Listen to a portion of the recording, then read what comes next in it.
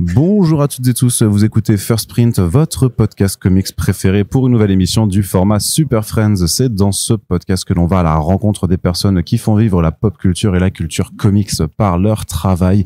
Et c'est à nouveau une émission que l'on vous enregistre en plein cœur du festival d'Angoulême, notamment avec 404 graphiques qui a fait le plein d'invités comics, et notamment l'immense, le très talentueux Jesse Lonergan, qui a signé Arca chez 404 et dont on attend impatiemment le prochain album Drome, qui arrivera donc un peu plus tard dans l'année. Donc cette discussion elle sera en anglais, le générique se lance et ensuite c'est à Jesse.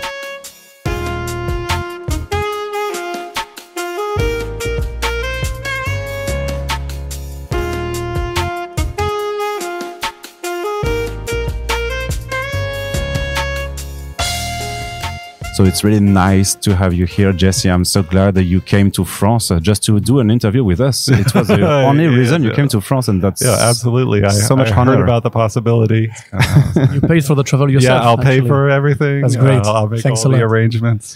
So no, very fortunately, 404 did all the planning and got me here safe and sound. Is it your first time in France? Yes. Yeah. How do you like it? I don't know that I've really seen it. Like I flew in like Wednesday morning. I got into Paris super jet lagged, and it was pouring rain, and so I didn't. Hey, welcome to France. Yeah, but it's not like I saw. Like I'm like I know Paris now. I've been there for 8 hours. Street. Like it's long enough. And then I took the train down here, and was signing the next day. So. What I've seen, I've liked so far. I love this festival. We were talking before, like nothing compares in the United States to like this kind of open love of comics. Because you're used to do conventions also in the United States? Yeah. I do like, I don't know, 4 or 5 a year generally. So I'll do like New York Comic Con or Heroes Con or various comic book conventions pretty regularly. All right, so let's start by the beginning, because it's the first time that we speak together on this podcast. So we really have to start from the beginning of the beginning. So the day you were born, the day your genius was born. So how would you say that? What's your story regarding comic books? Were you a reader at a very young age? Did you want to draw comics from the beginning, or not?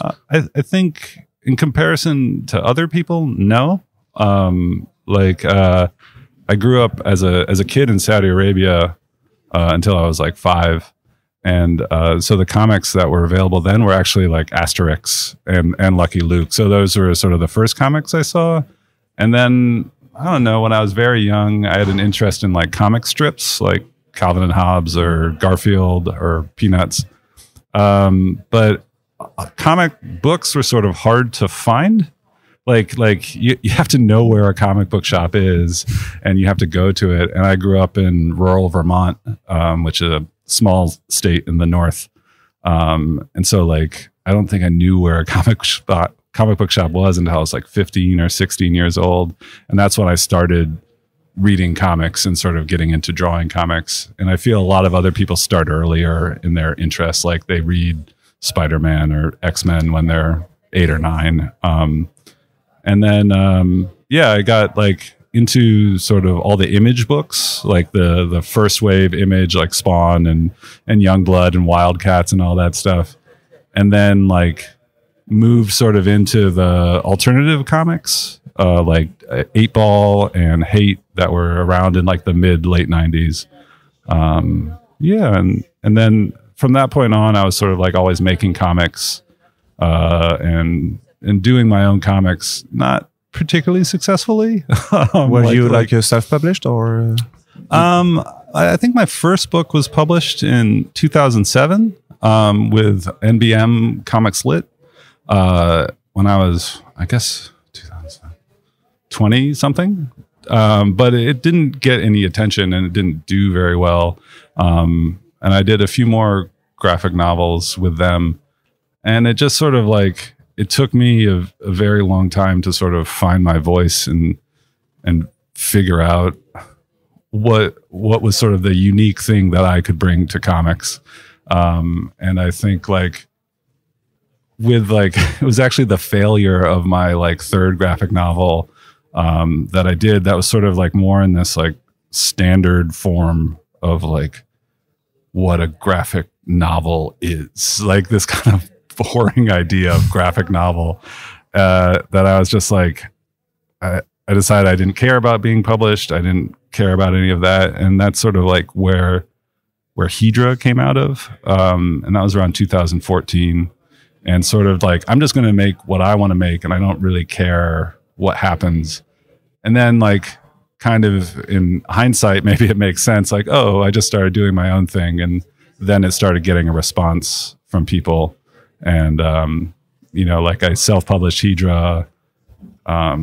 Eric Stevenson at Image got a hold of it, asked me if I wanted to do an Image version. And then basically since then in 2020, I've had like a career working in comics. But do you remember at what time you at the time you wanted to be a comic book artist? Why you wanted that? What is a comic book to you as an art form? Yeah. I mean, I probably started getting serious about thinking of it as like a job in high school. And I don't know that it was like a noble thing. It was just like, I like this stuff. And I find there's sort of something very appealing about comic art, cartoon style comic art, where it's like, I see it and I want to do it. You know, like a place like this is so inspirational because you're seeing all these different things and these different ways of putting ideas down.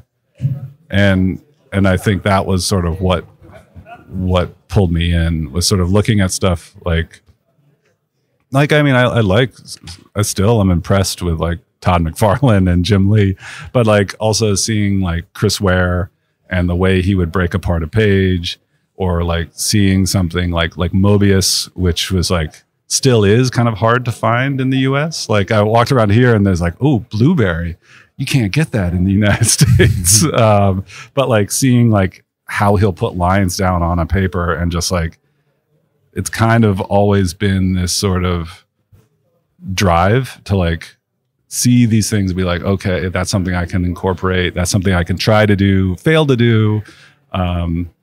Or which I don't feel with other things. Like I was at dinner the other night and we were talking about playing music, and I was in bands, but I was awful. Like I don't hear a good guitar player and think, yeah, I want to try and do that. I just think, yeah, that's impossible. But with comics, I feel this motivation and this sort of like pull and push to be a part of it. You felt like you could do it. Yeah, I feel like, yeah, that it's within reach. And it's not that I can draw like Mobius or draw like Mike Mignola, but I can do my own thing, and that's good. You mentioned earlier finding your voice and what you could bring to the table. Mm-hmm. And obviously, Chris Ware, we can feel, I think, the influence on you. Would you say that the thing that made you stand out was your usage of the breakdowns? Because you're famous now for it, really experimental breakdowns. Yeah. Is that something that you came up with on the fly? I'm going to be the breakdown guy. Yeah. I definitely didn't think that, and now I definitely feel like, oh yeah, we call them layouts, but like breakdowns, layouts, composition, and now I definitely feel it. Like it's like, oh, we want you to do this, like layout guy. Like yeah, like Chris Ware was a big influence, but basically I just found myself sort of thinking about comic book pages in not this just sort of like left to right down, left to right down, left to right down way, but thinking it could work like a diagram or like a map or something, like these other graphic visual ways of reading, and how you could use a page to sort of move an eye and really make it sort of go beyond the story and into like how the story is told, you know, like sort of like that kind of voice, you know, where it's like it's not necessarily like, I feel like I'm a difficult creator for publishers, because like having them have to describe like Hedra or Drome, which is coming up, I think it's really hard for them because it's like purely in the medium how it's working, and it's so much about how it's told, and that's like what's like interesting to me. And like taking some visual thing, like I was thinking about telling a story like a subway map, like how you could use like that kind of like red line in like one narrative, and like using these other ways of sort of thinking about stories and narrative, which to me feels more like what my mind is like. Like I don't, you know, like I might see someone's face and it's like, oh, that person reminds me of that person. Like, and it's all out of order and all jumbled. Squares in your yeah, like, and it's like, well, that's that path going that way, and that's this path, and this is like, I feel like capturing that sort of multiple directions and sort of things is sort of my voice. That it doesn't have to be this straight sequence. It can be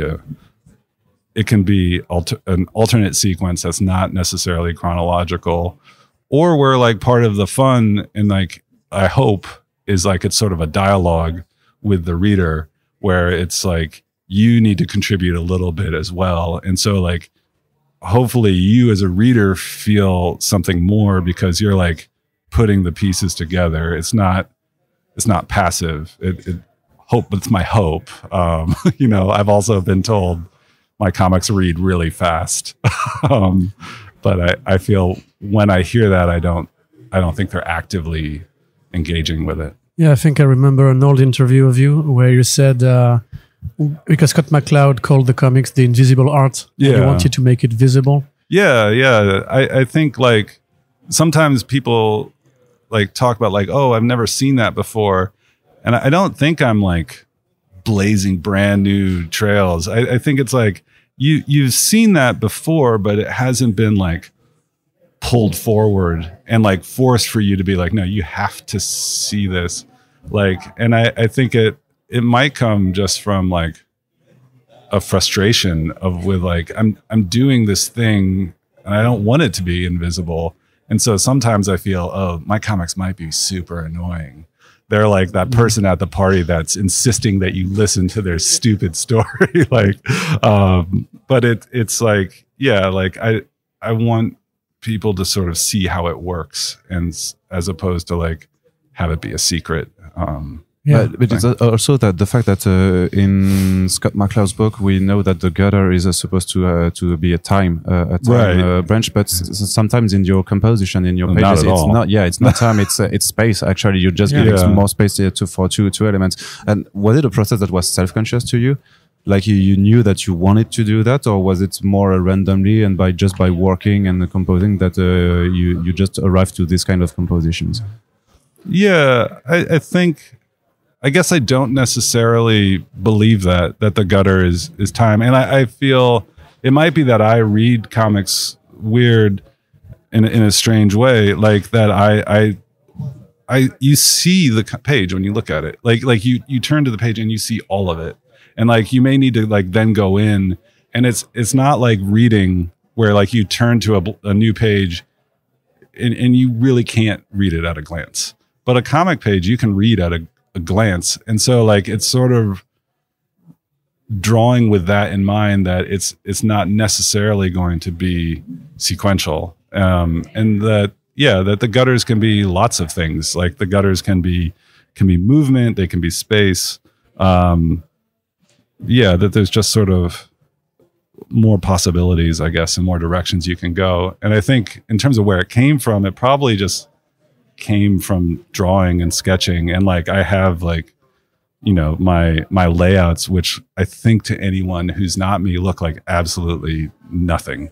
They're just like a bunch of squares and circles and stuff. But like thinking about like how a page could work, and part of it like moving towards that density of panels, because if you're doing 6 panels on a page, you're not going to have those possibilities.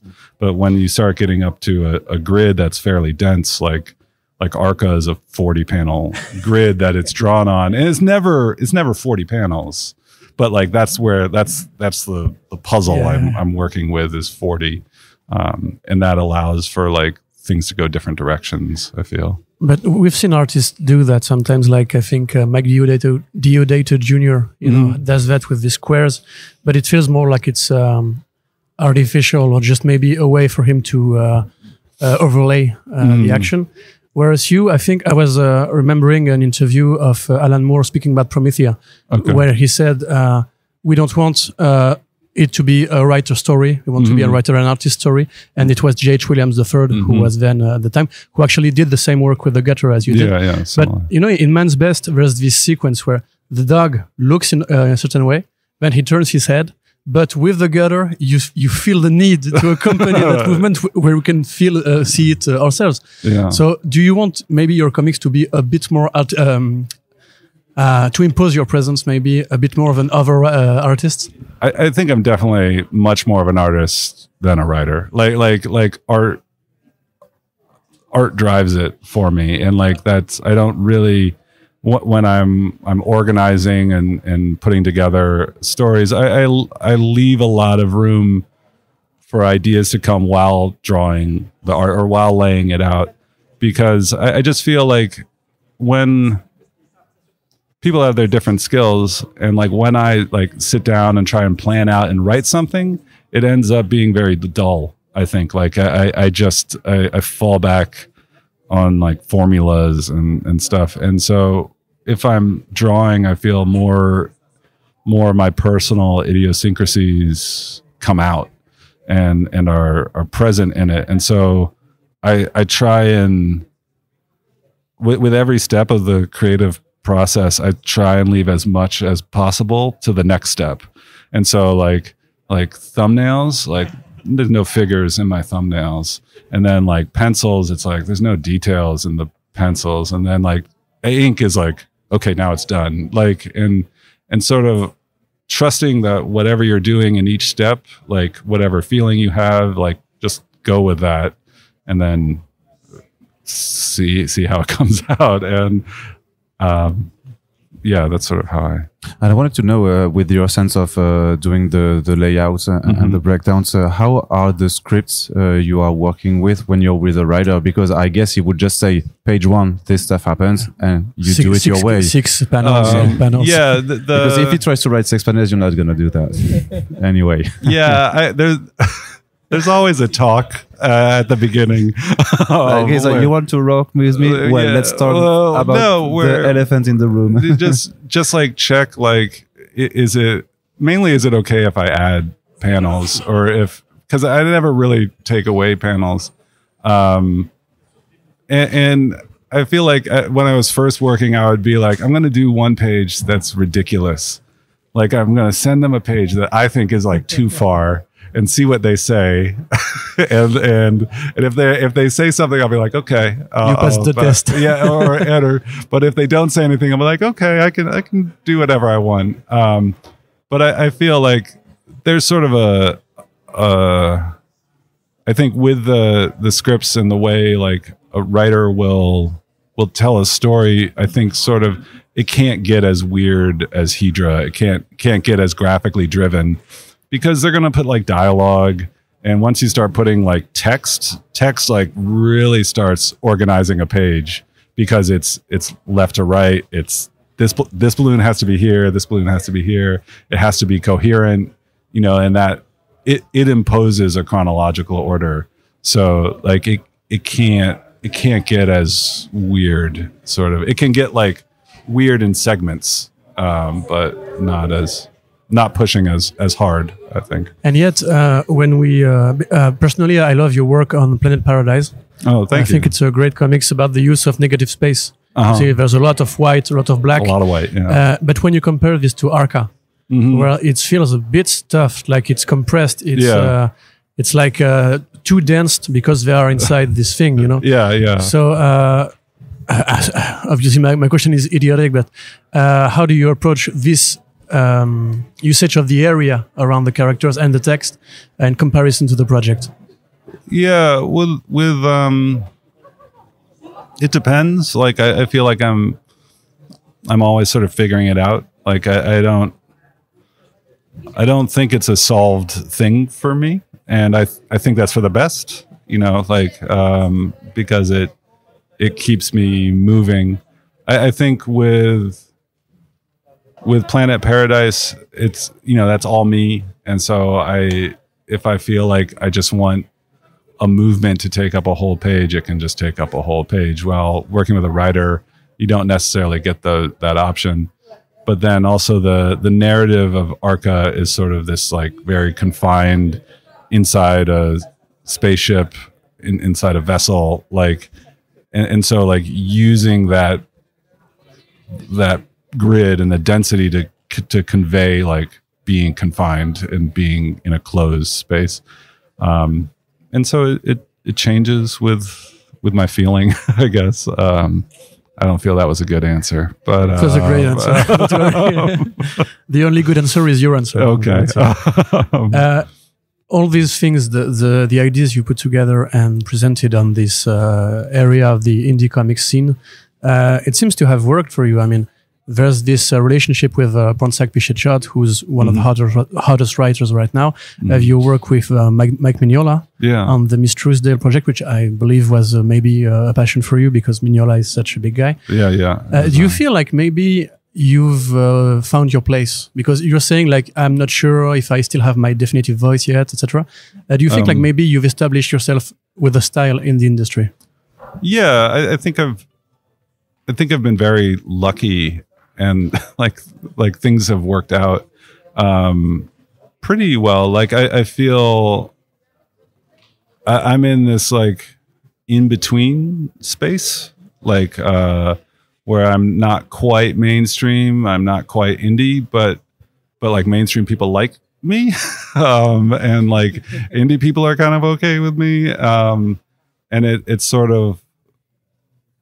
Yeah, I feel like I'm in a lucky position because of that. And I think it's sort of because of people becoming aware of me with Hedra. It's like, I feel a lot of, I was also old when I was 40 when Hedra came out from Image. And so I think like a lot of people when they're younger, if they're working within the industry, they're sort of being molded, and for them to break out is sort of difficult. But like, because I got known for this weird wordless comic 56-page one shot that's over, like everything about it says like shouldn't work. It's an anomaly. Yeah, it's a total anomaly that they're like, okay, he can do that. Like I don't know if anyone else is allowed, but he's allowed to be that way. And so yeah, like having someone like Mike, who's such a legend and also like a personal hero. Like, did he contact you? Or? Yeah, he contacted me and asked if I wanted to do something in the Hellboy universe. And like, I was like, is this really Mike Mignola? Is this one of my friends playing a joke on me? Yeah. And then like, it's sort of working with him it's kind of like intimidating in one sense because it's Mike Mignola, but also sort of like confidence building because like the first issue of Miss Truesdale, I think like page 5 was just like the fight continues, and page 6, and then the description of that, and it's just like, oh wow, that's a lot of pressure. Like, but then it's also like, well, I trust Mike Mignola, and if Mike Mignola trusts me, then I guess I'm okay to do my own thing, and like. Yeah, and working with Pornsack was great. Like that came about through Eric Harburn at Boom, or who was at Boom at the time. Now he's at Tiny Onion. Yeah. So yeah, I feel like I'm in a fortunate spot right now. Yeah, I remember before you worked on Miss Truesdale, I think you redid the layouts from Hellboy's World of St. August. Yeah, as like. Yeah, when I knew I was going to be doing it, I was like, oh, like I'm going to look at Mike Mignola's stuff. Like I've always been a fan, but like get serious into it. And yeah, just sort of redid it. Like, but why? What did you feel the need to do that? I guess sort of like to think about, I feel his universe has such a clear tone. And I don't know that it's necessarily the same as mine, and sort of wanting to do justice to his work and sort of thinking about how the sequencing works, like thinking about how he organizes a page, how he organizes action, that sort of thing. I also love drawing. Like I feel like to me, like I feel like I talk to some artists and the idea of doing a page again, like really bothers them. But for me, like I will redo pages and throw away drawings all the time. Like Hedra, there is at least an equivalent of dumped pages to finished pages. And so I just thought of it as sort of an experiment to see how things work. Cause I guess for me, I'm not one of those people who can learn by reading or being told how to do it. Like, and I think that has some good aspects because then I end up just doing things, but also like it takes me a long time, and you can tell me how to watercolor, but I'm going to have to do it wrong a long time. And then I'll stumble into the right spot, hopefully. And I guess what I think the good thing about that is that it ends up being pretty personal no matter what, that it's kind of definitely me. The bad thing about it is it's very slow, like that it, I feel like people expect me to be younger. Like they're like, oh, I didn't hear of you until 2020. Like, what are you, like 25? It's like, no, I'm 45 years old. So you're the layout guy, but not the deadlines guy. Maybe. No, I'm pretty good with deadlines. Actually, I draw fast You're too. not that slow, then. Yeah, I draw pretty fast, so I can throw things away, and it doesn't hurt me too much. So you can become best new artist at 40. That's yes, believe in your dreams. The new talent. You can believe in your dreams. Mike Mignola's aside, a lot of your work is in science fiction. Mm-hmm. Is it a reason that is it a genre for which you have a particular affection? Yeah, I think it's something I grew up with. I'm of the age where Star Wars, the original trilogy, were like such a huge part of my childhood. And growing up also just like reading a lot of sci-fi, like Heinlein and Asimov and stuff like that. And like as a kid, just thinking those were the cool movies, and the cool books and stuff like 2001. And then also I think with sort of like the kind of graphic stuff I'm interested in doing, like a big high concept sort of things like mythology and science fiction work well with that kind of design. I feel like it to do that with like a smaller slice of life sort of thing would almost be like crass, like to if it's some like emotional scene with two people breaking up and to be doing all this like this diagrammatic things, I feel like it would be heavy-handed to do it that way. So I feel the form works for my ideas. But you say that your characters are pretty emotional. I mean, you have all these close-ups on characters who seem sad or who looked like, again, with Paradise, you have very few dialogues, but you see the emotion on the characters. And on Man's Best, you actually have this poetry of these animals left alone. It's funny because we actually have Frank Whiteley on the Angoulême Festival. I wanted to ask you if it was maybe an inspiration with the We3 comic books. But more importantly, your book feel like very emotional, and the characters have this deep sense of, I don't know if it's failure, but they don't seem very happy. You know what I mean? I'm sorry to say it like that. I don't mean it's a projection on you, but your characters are a bit bittersweet in their facings. Yeah, I guess. I feel like those interpersonal conflicts are interesting. I guess it's not that I'm anti the slice of life or anti emotion. I just feel the setting within which those things are present. It's nice. I like bigger, bolder settings where it's where it can be a little bit more extreme, you know, like, so you can get that quality. And I guess like in terms of like the bitter sweetness and sadness of characters, I think as an individual human, being happy is good, but creatively, like, it's not particularly interesting to tell a story about a happy guy who just stays happy. Like it doesn't, I don't know, it doesn't resonate that much for me, you know. So you're just saying there's nothing interesting in being happy? No, in fiction. In Can fiction, I quote you on that? Yeah. Like it's good to be healthy and well-rounded and get enough exercise and go to bed early and do your yoga and all those things. But I just don't, I feel like the interesting stuff is in fiction is with the conflicts, you know, like whenever you hear a narrative thing, it's about conflict. Like a narrative without conflict doesn't have a point.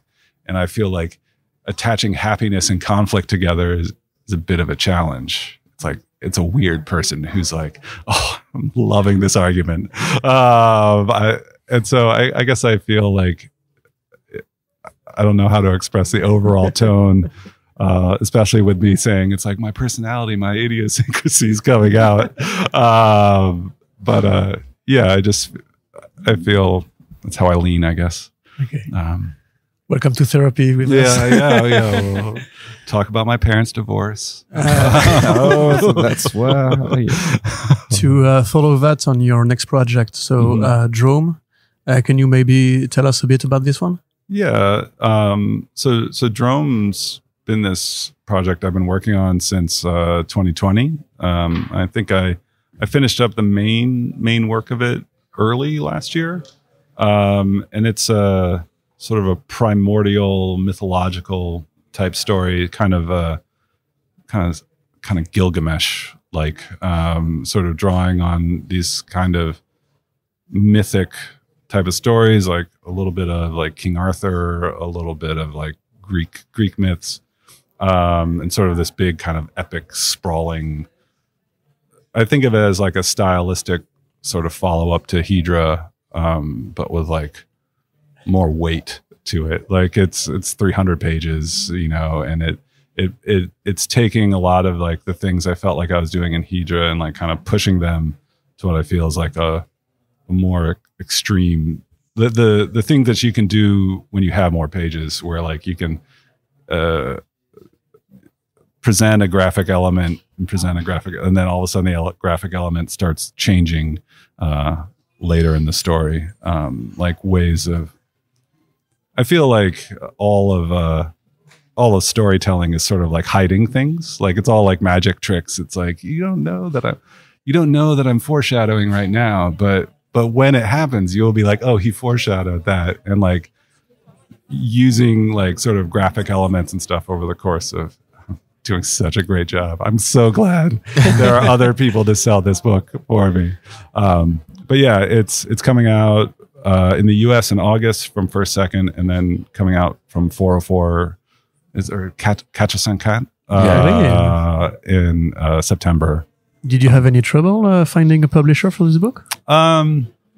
Not really. I've been very lucky. Matt Kint put me in touch with his agent. His agent signed me up, and he did all the selling and got it to First Second. And then Nicholas at Kachasankat was like right on top of it, like really wanted to get it sort of. He's like that.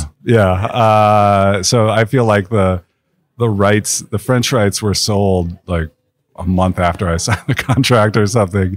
And to me, it's almost weird that it comes out in the US 1 month and then the next month it comes out in France. But you worked on it while developing the other projects we mentioned. Yeah, I always sort of work 2 projects at a time. Like, you know, there's just the necessities of like, I need a steady paycheck, and my projects, I don't think I can get a steady paycheck for. I can get an advance when it's done, but so yeah, so I think Arca, no, Ghost of Science Past, Arca, Miss Truesdale, Man's Best. All of those were done while I was working on Drome. So like it's been a long process. And except when Mike Mignolas is emailing you, how did you choose these different projects? You know, like it's you know, I don't know. It's not as conscious. I don't think it's as conscious as I would like people to believe. That, you know, like sometimes it's like what comes your way and what ends up working out, and somebody's talking to you about something and it doesn't end up working out, and sort of like it's also combined with the fact that in August 2021 I had a child, and like this job's ready to go. I'm gonna do this right now because I think in France you guys have like a nice healthcare system and maybe a little support if you have a child and paternity leave and all that stuff. But in the US you got to work, and so like having like steady income, that's a sad truth. But like You could move in France. Yeah.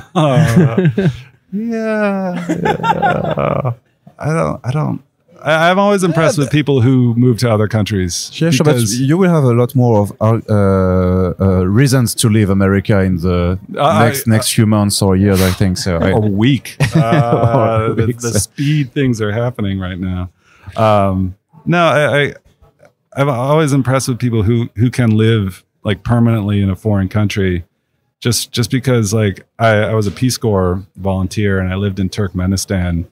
And like even walking around here, it's like, oh, an American, like ding, like there's the foreigner, and I like the anonymity I have in the United States. I walk into a store, I buy a Coke. It's very simple. There's no like language barrier, and and I don't like being special, of note for any reason. So.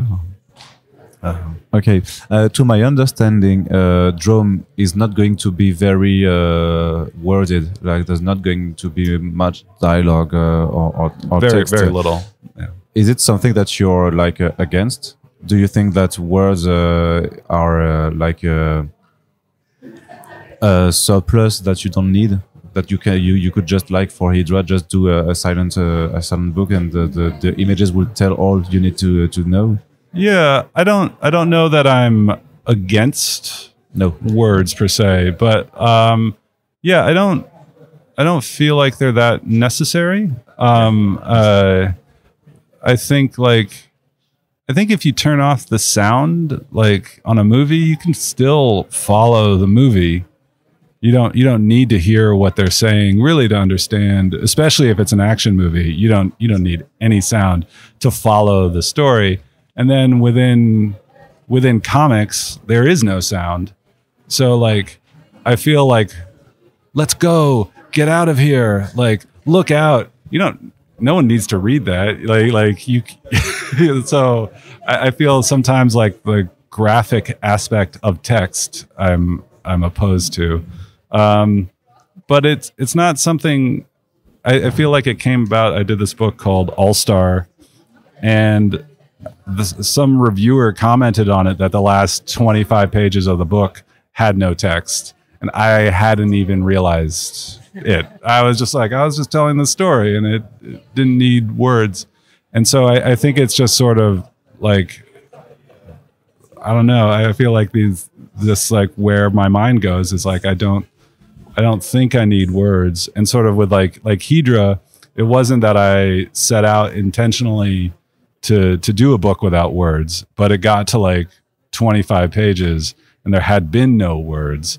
And all of a sudden I was like, if I put a word in, there's a lot of pressure on that word. Like those words need to be good words because they are the only words. If you put like 5,000 words, you can have some lame words that don't mean anything. But if you're down to like, you're going to have one sentence in this book, it's like too much pressure on the words. So I wanted to keep it wordless.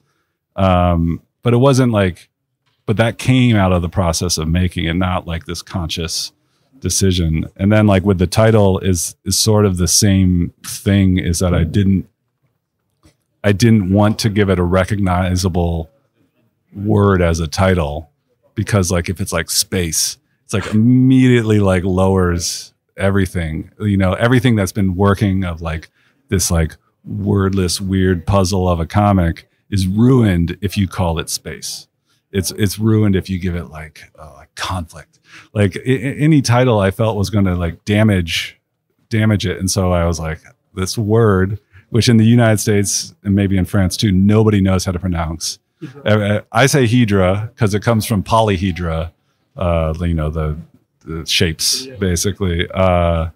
And everyone in the US says Hedra, but I'm like cool with that. Like, I'm like, it's not about a word. It's sort of like this idea of letting something exist in a different form. So are we actually mispronouncing Drome since the beginning of the podcast? No, it's Drome. And like that one was a similar thing though, of like, I didn't want a title that was too immediately, apparently it's a region in France. I've been quickly told, but it came from like the idea of like the course, like hippodrome or autodrome or palindrome, and sort of like the way of something, and sort of like that this story is like a hero's path, sort of. Judging a book by its cover, we can see this character with the big horns and stuff, and he's transfigured by this effect of space. Mm-hmm. It looks kind of Ditko-ish in a way. Yeah. The same way in the Band's Best, we had some Kirby Crackle effects, by the way. Is it something you want to go towards too, like cosmic deity? Yeah. It's definitely deity. I like that sort of, you know, the Greek mythological stories, and like that these gods as not perfect beings, but sort of various forms and competing in different ways. And so, yeah, that was one of the idea also of like having sort of levels of reality, like, and using the medium to sort of convey like these sort of more, you know, gods, demigods, humans sort of relationships. And then like, you know, I feel like I've heard a lot here that I'm somewhere in between like French and American comics, like, which it's like I definitely have a big American comics thing. So like Kirby, it's like I love Kirby. Ditko, like especially like the way he's sort of pushing graphic ideas. Like you see it in the early Spider-Man, but you see it in later stuff, maybe even more so. Like where he's really like pushing like sort of like a different way of thinking about space in sort of on the page. And so incorporating that sort of stuff is fun to me, interesting to me. Would you say it's your passion project? Because it's been so long and... It's definitely like a passion project, and it feels like I need to recover from it, sort of that like I finished it and it's like what's next, and it's like I'm kind of drained. I don't know that I have another next just yet. Yeah, you could rest a little bit. Yeah. Take a little break. Rest is not that bad, you know. It's part of being happy. You gotta get your sleep. So yeah, it's definitely been like the passion project, and like it has that quality in sort of the production of like sort of like the discipline and like the fight to get it done. And like because I'm working on other projects at the same time, it's like shooting for 2 pages a week, you know, like, and like it's 300 pages. So like we're like 150 weeks of like I'm doing this, and like, you know, that kind of discipline and dedication, I guess it has to be passion, right? You know, like you don't do it otherwise. So, all right. We're looking forward to read this next fall. And thank you so much for your time, Jesse. It was a real pleasure to chat with you, and I hope we'll chat later. Yeah, I'd love to. Thanks. Thank you.